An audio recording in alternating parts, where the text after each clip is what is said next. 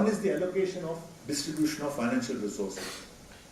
Now the students will note that there is taxation in the union list, there is taxation in the state list, but there is no tax entry in the concurrent list.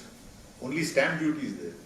So there is no concurrent taxation except from 2017 when GST came, and I will be dealing with it. So you have a system where what they did was, and actually we have written a paper, the Cambridge University is publishing a thing on the Indian Constitution like Oxford. So my colleague and I have contributed on Fiscal Federalism, and there you find that the British government, they said, if you are going to have provinces, there is no point creating a government if that government doesn't have financial resources to function. So therefore, the most important part is when you create a level of government, you also create powers of taxation with that government. That's why you find the moment they created panchayats and municipalities, you had the 12th schedule to give taxation powers to the municipalities and taxation. That's the most important point. And then distribution of grants. How do you distribute grants? Now a major point of stress at this point is the government levying cess, the central government levying cess, which is not distributed to the center. That's been a bone of contention with various parties, state governments. There, what happens is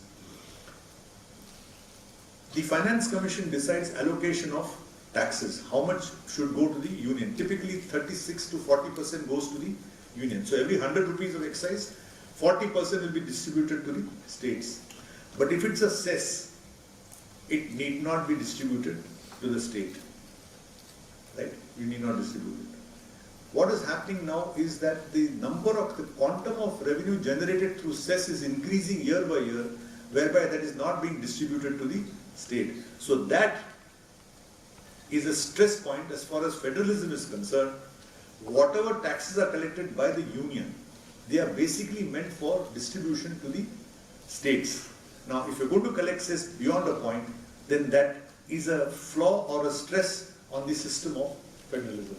And you got Professor M.P. Singh has written a very good article on Indian federal polity, and he says that one important part of federalism is country. Now, with so far as states are concerned, Mohit Minerals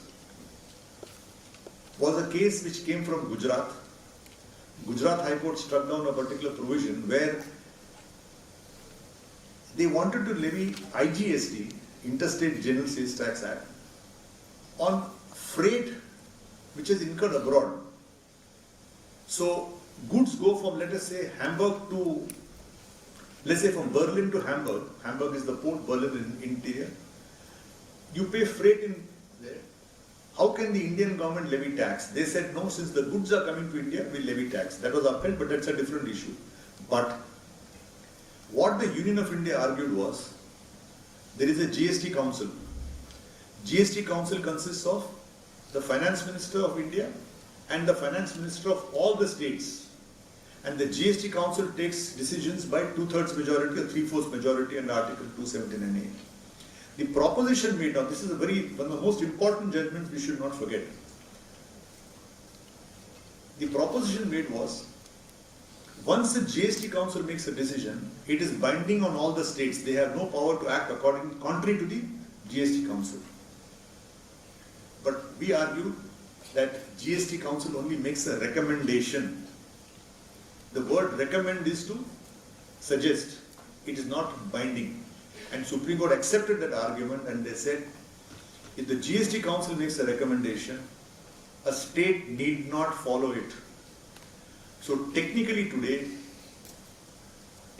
if the Parliament says something on GST, West Bengal, Tamil Nadu or some other state can say, no, we are not accepting it, we are doing it on our own. That is fully permissible after this judgment. Because that is uncooperative federalism, contestative federalism. Supreme Court has laid down a landmark judgment saying, Article 256A says, center and state can levy GST. They have concurrent power of levying GST. Who is the GST Council to tell the state what to do? Not acceptable. But the GST Council recommendation is binding on notifications issued by the state government. So subordinate legislation, it is binding. But primary law, today Gujarat Assembly can say we are not following what Parliament is doing. That is the very, very important point as far as GST is concerned. But it's a matter of pride and happiness that till today, GST Council is an excellent example of cooperative federalism. Till today, no state has gone contrary to what the Council has done. But technically, it can. We don't know when, but it is a possibility which the Supreme Court has said is permissible.